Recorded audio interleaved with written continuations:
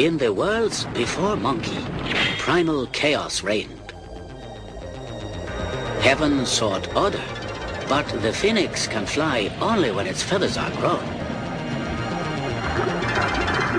The four worlds formed again and yet again, as endless eons wheeled and passed. Time and the pure essences of heaven, the moisture of the earth, the powers of the sun and the moon, all worked upon a certain rock old as creation. And it became magically fertile. That first egg was named Thought. Tathagata Buddha, the father Buddha, said, "With our thoughts, we make the world." Elemental forces caused the egg to hatch. From it then came a stone monkey. The nature of monkey was irrepressible.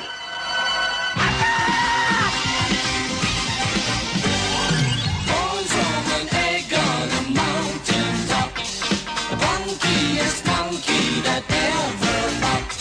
He knew every magic trick under the sun, to tease the gods and everyone and have some fun.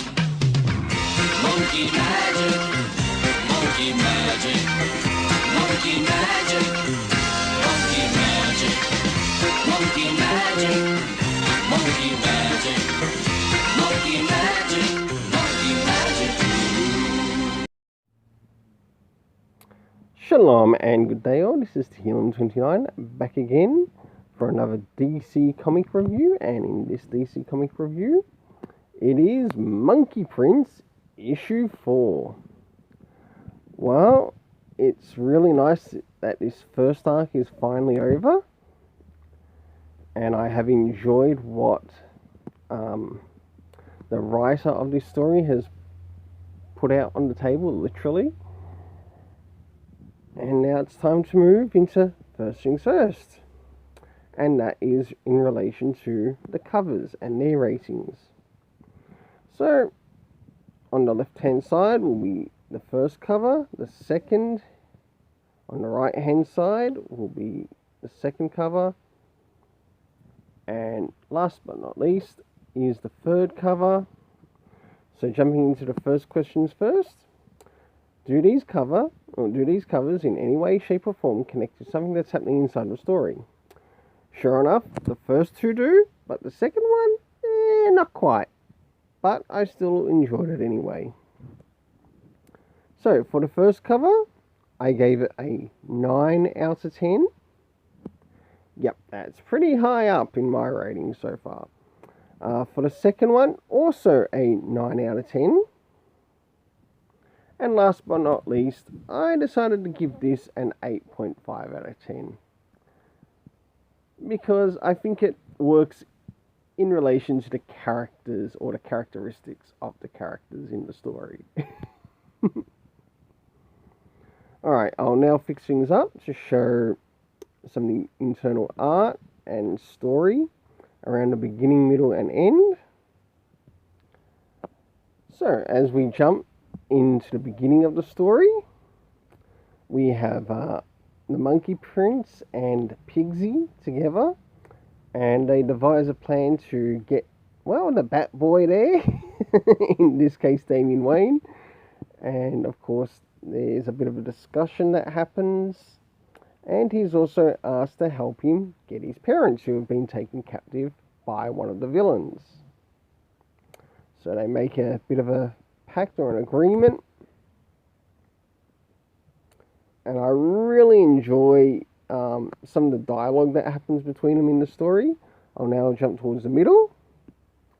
As we jump towards the middle of the story, we finally get the Monkey Prince going in to save his parents, as both Robin and Batman take on the Penguin Horn.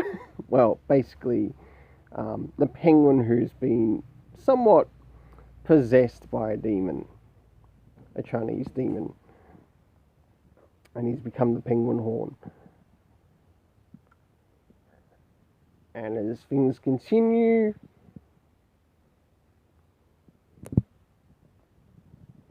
now last but not least, jump towards the end. As we go towards the end of the story, and of course things have finished up between him and Batman, as well as Robin.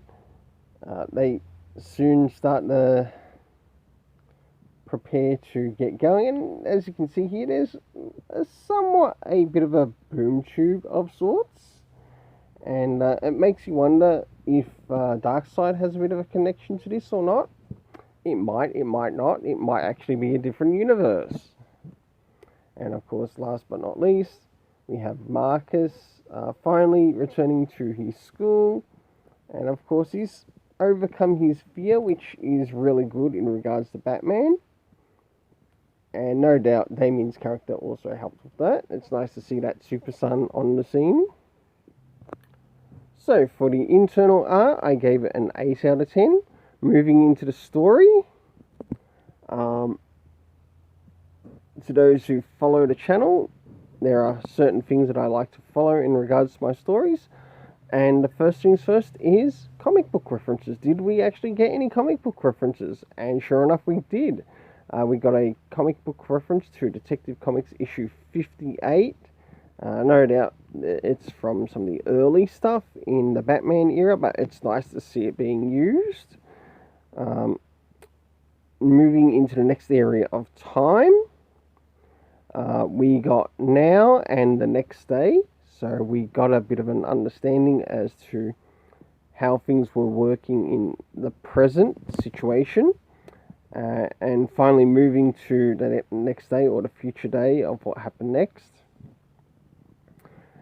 Jumping into the locations, we had Gotham, of course. We also had a bit of a warehouse and of course, last but not least, the Gotham City High School, to which Marcus is no longer going to be attending due to his situation, and his parents are deciding to up and go again.